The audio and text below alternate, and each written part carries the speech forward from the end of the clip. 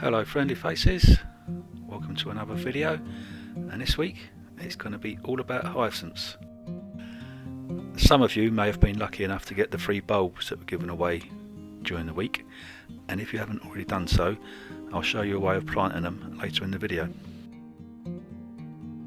Hyacinths have a long history dating back over 4,000 years, and they originally come from the eastern Mediterranean, from Bulgaria around to Palestine. They're named after the Spartan prince from Greek mythology, Hyacinth, who was accidentally killed by Apollo when they were practicing throwing a discus together. Where his blood fell, hyacinth flowers are said to have bloomed. They were first bred in the Ottoman Empire by Suleiman the Magnificent, and they were brought to Europe in 1554 by the Finnish diplomat of Emperor Ferdinand I, who was acting as ambassador to Suleiman. Then they were grown in the Netherlands, although they didn't really become popular until this lady came along, Madame de Pompadour, who was a member of the French court and the first official chief mistress of Louis XV.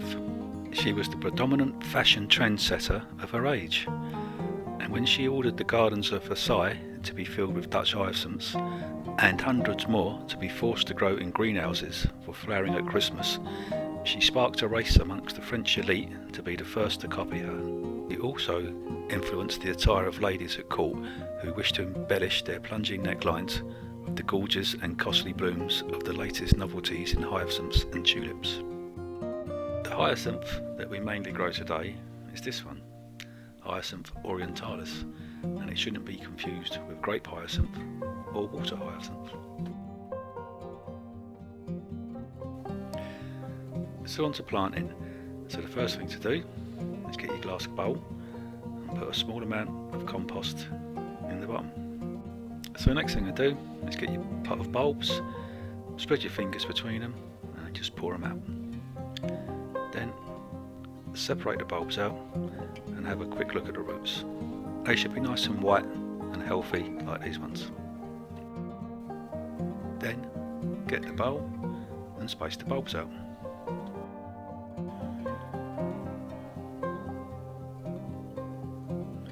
Any compost you got left from the pot, just put in the bowl.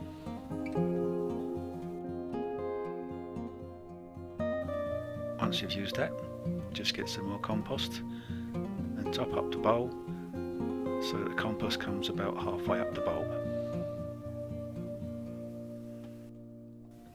If you want, you can just use the compost to fill the bowl, or you can top dress with some grit.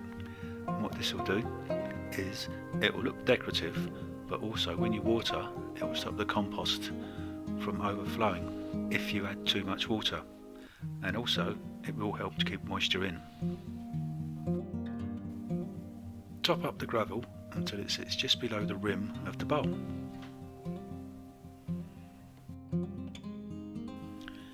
The next thing to do is just to find somewhere to display the bowl, and then hopefully within about 2 weeks it should be flowering. Once they've finished flowering, you can plant them in the garden, or you can let the leaves die down and go brown, take them off and then put them somewhere cool and dark, and they will start to come back into growth in the autumn time, ready for flowering next spring. Well, I hope that was interesting.